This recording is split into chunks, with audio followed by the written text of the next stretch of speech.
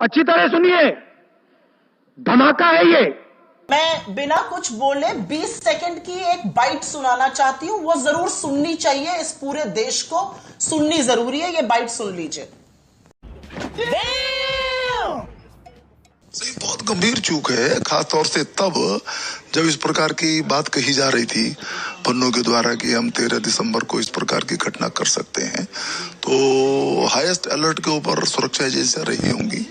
इसके बाद भी ये घटना घटी तो कहीं ना कहीं या तो सिस्टम में या व्यक्ति के स्तर पर कोई चूक हुई, लेकिन चूक बहुत बड़ी है। ये मेरे शब्द नहीं है, ये शब्द भाजपा सांसद राजेंद्र अग्रवाल के हैं। मेरठ से 3 बार सांसद चुने गए हैं और वो उस समय अध्यक्ष की कुर्सी पर बैठे थे। उन्होंने तुरंत सदन की कार्रवाई स्थगित करी थी। वो कह रहे हैं बहुत बड़ी चूक है और वो कह रहे हैं सुरक्षा की चूक है। सुरक्षा की चूक है तो गृह मंत्री इस पर बोलेंगे नहीं। मैं 2 चीजें बस पूछना चाह रही हूं। बहुत सारी यहां पर बातें हो गई कि विपक्ष राजनीति कर रहा है, विपक्ष ये कर रहा है।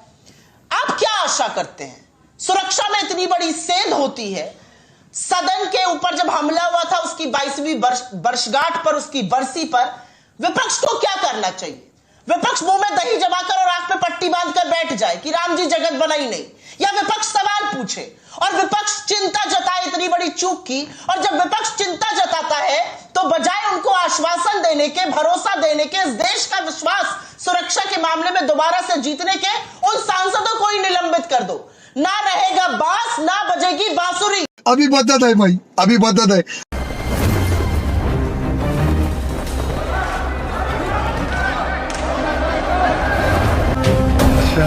अपना वीर बहादुर कहीं नजर नहीं आ रहा है।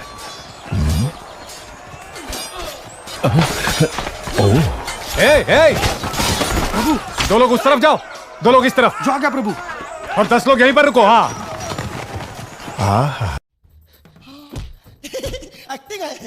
मानक जी, ये तो अच्छी बात है कि इस शो के शुरुआत से लेकर अंत तक आते आते राजेंद्र अग्रवाल जी की बात को मानती है सुप्रिया और अधीर रंजन चौधरी की बात को कूड़े के डिब्बे में डाल दिया उन्होंने, तो मैं उनका धन्यवाद करता हूं। यही बात हम भी कह रहे हैं कि चूक तो हुई है, इसीलिए तो घटना घटी, हम काम ना करें।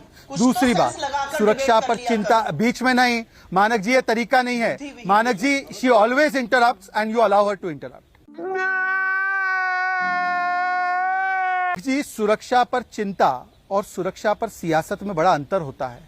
सुरक्षा पर चिंता वो लोग करेंगे जिन्होंने 1978 में 2 इंडियन एयरलाइन के प्लेन को हाईजैक करने वाले भोलानाथ पांडे, देवेंद्र पांडे को टिकट देकर विधानसभा और लोकसभा में पहुंचा है। सुरक्षा की चिंता वो लोग करेंगे जो याकूब और अफजल गुरु की पैरवी करते हैं। सुरक्षा की चिंता वो लोग करेंगे जिनके रहते हुए हर तीसरे हफ्ते में कभी मुंबई में, कभी पुणे में, चेन्नई, कोयम्बटूर, हैदराबाद, सब जगह बम ब्लास्ट होते थे और मनमोहन सिंह देखते रहते थे और मोस्ट फेवरेट नेशन का स्टेटस दे देते थे।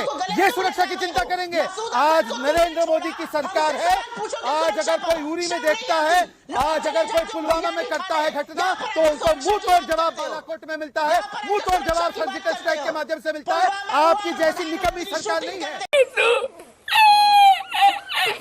परंतु सुप्रिया जी के मुंह से एक बार नहीं निकल रहा कि क्यों कांग्रेस के नेता और इकोसिस्टम के लोग उनके बचाव पर उतर आए हैं। कितने हल्के तरीके से जो लोकसभा के इनके नेता है अधीर रंजन चौधरी, वो तो क्लियरली कह रहे हैं, डाउन प्ले कर रहे हैं, कह रहे हैं। एक सेकेंड मानक जी, आपने 1 सेकेंड गलत कह रहे हैं, तो कब उन पर कार्रवाई होगी बताइए? वो लीडर है या सुप्रिया? सुप्रिया तो पार्लियामेंट में भी नहीं है।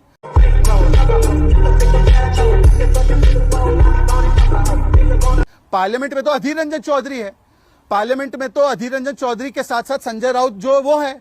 तो मुझे बताइए, पार्लियामेंट में जो बैठे हैं वो कह रहे भूले भटके हैं। और अफजल गुरु के समय पर भी इनके पार्टी के नेता गए थे जेएनयू कि अफजल गुरु हम शर्मिंदा है, तेरे कातिल जिंदा है। इनके शीर्ष नेता कुछ और कहते हैं, जाकर कवर फायर करते हैं, चाहे पार्लियामेंट हमला हो 2001 का या पार्लियामेंट की सिक्योरिटी ब्रीच हो 2023 की, और यहां पर आकर प्रवक्ता जो है वो ज्ञान देने लगते हैं।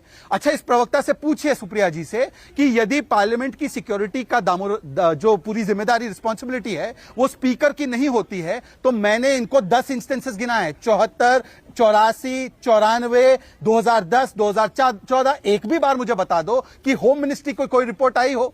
इन सारी चीजों में स्पीकर ने कमेटी बनाई, स्पीकर ने रिपोर्ट सबमिट की, तो वो समय पर वो करना तो ठीक था क्योंकि स्पीकर के पास सिक्योरिटी थी। और आज जब स्पीकर सिक्योरिटी के मामले में अपनी जांच बैठा रहे हैं तो उसमें सरकार हस्तक्षेप कर ले।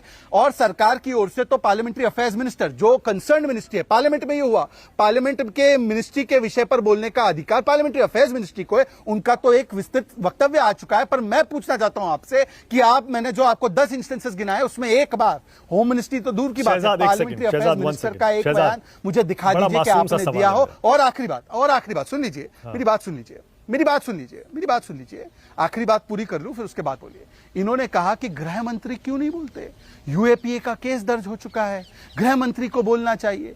बिल्कुल गृह मंत्री बोलेंगे, परंतु जब एक जांच का आदेश स्पीकर ने दिया है, जिस जांच के मुखिया एक तरीके से स्पीकर है, उनको अंडरमाइन करके गृह मंत्री इन विषयों पर तब तक बयान नहीं दे सकते जब तक स्पीकर उस रिपोर्ट को सार्वजनिक पटल पर ना लाए। तो इसीलिए मुझे लगता है कि संविधान को पढ़ लेना चाहिए।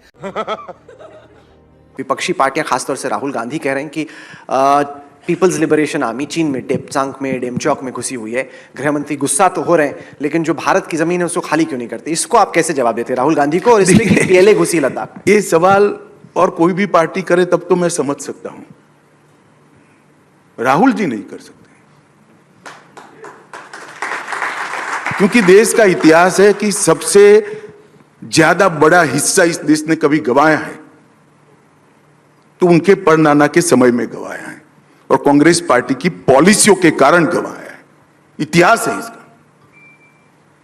उनको शायद जो डाउनलोड करने वाले लोग हैं, कागज देने वाले लोग हैं, वो 90 के आगे का नहीं देखते हैं। देश 47 में आजाद हुआ है और बड़ा हिस्सा कांग्रेस शासन में रहा है। कांग्रेस पार्टी किसी भी लिहाज से भारतीय जनता पार्टी और विशेषकर नरेंद्र मोदी सरकार को देश